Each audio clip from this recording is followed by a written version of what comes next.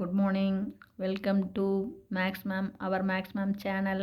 எல்லாம் நல்லா இருக்கீங்களா? நல்லா படிக்கிறீங்களா? ஏதாச்சும் சந்தேகமாக இருந்தால் கேளுங்க. இப்போ பார்த்தோங்க, எக்ஸாம்பிள் 4.6ல் ஃபஸ்ட்டு ஒன் பார்க்க போகிறோம். எக்ஸாம்பிள் 4.6 அதில் first sum. Find cos inverse of -1/√2. அப்போ 1/√2 அப்படிம்போதே நமக்கு 45 டிகிரி தெரியுங்கன்னு, அதுக்கான ட்ரையாங்கிள் தான் போடுறேன். இது 90 டிகிரி, இது 45 டிகிரி, இதுவும் நமக்கு 45 டிகிரி. அப்போ 45க்கு ஆப்போசிட் 1, இந்த 45 ஆப்போசிட் 1, 90க்கு வந்து √2 சாமி. இப்போ பாருங்கள், நல்லா கவனமாக பாருங்கள். அப்போ 1/√2னா காஸ் 45 டிகிரி தான்.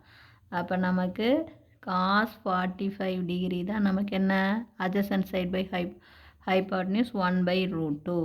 அப்போ இது அப்படியே எழுதுறீங்க. காஸ் இன்வர்ஸ்குள்ளே மைனஸ் இந்த 1/√2 அப்படின்னாக்கண்ணே காஸ் 45 டிகிரி. இப்போ நல்லா கவனமாக பாருங்கள். Cos even function. அப்போ காஸ் ஈவன் ஃபங்க்ஷன், இந்த மைனஸை உள்ளே கொண்டு போகக்கூடாது, உள்ளே போக முடியாது. இந்த மைனஸை நாம் நீக்கணும். இந்த மைனஸ் நீக்கணும்னா, இந்த மைனஸ் வருது அப்படின்னா இந்த 45 டிகிரி எங்கே இருக்குன்னு அர்த்தம், செகண்ட் குவாட்ரண்ட்டில் இருக்குன்னு அர்த்தம். அப்போ தேர்ஃபோர் இது எப்படி எழுதலாம், நான் முன்னாடி உனக்கு ஃபார்முலா சொல்லியிருக்கேன். அப்போ காஸ் இன்வர்ஸ்குள்ளே இந்த மைனஸை நீக்கணும்னா ஆங்கிளை 180லேருந்து கழிக்கணும். அப்போ காஸ் இந்த ஆங்கிள் வந்து -45 இல்லை ராஜா, அது -45னா ஃபோர்த்து குவாட்ரண்ட் போயிடும்.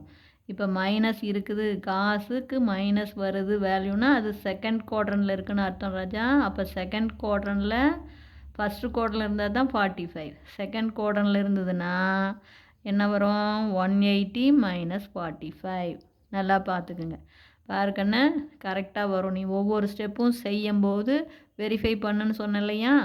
இங்கே பார், இது செகண்ட் குவாட்ரண்ட், 180 - 45 செகண்ட் குவாட்ரண்ட். காசோடைய சிம்பிள் மைனஸ், 180யோடு சேரும்போது மாறாது. அப்போ காஸ் 45. புரிஞ்சுதா தங்கம்? நல்லா பார்த்துங்க. அப்போ தேர்ஃபோர் இந்த மைனஸை நான் நீக்கணும்னா என்ன ஆகும், இதை செகண்ட் குவாட்ரண்ட்டுக்கு மாற்றணும். அப்போ 180லேருந்து இதை கழிக்கணும்.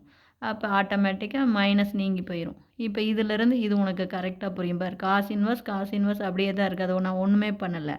இதை பார், இதை காஸ் ஆஃப் 180 - 45னா மைனஸ் நீங்கி போயிடும் பார். காஸ் இது செகண்ட் குவாட்ரண்ட், செகண்ட் குவாட்ரண்ட்டில் காசோடைய சிம்பிள் மைனஸ், காஸ் 180 கூட சேரும்போது மாறாது, காஸ் 45.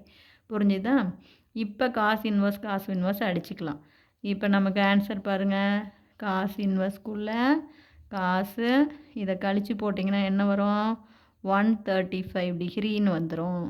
புரியுதா? இப்போ காஸ் இன்வர்ஸ் காசு அடிபட்டு போயிடும். அப்போ நமக்கு ஆன்சர் 135 டிகிரி. 135 டிகிரி அப்படின்னா என்ன, 3π/4.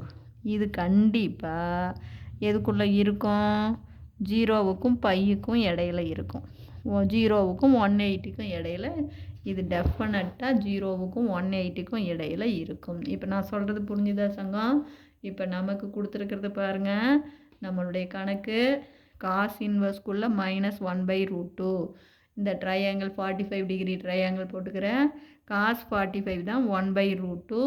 அப்போ காஸ் இன்வர்ஸ்குள்ளே -1/√2க்கு பதிலாக காஸ் 45 போடுறீங்க.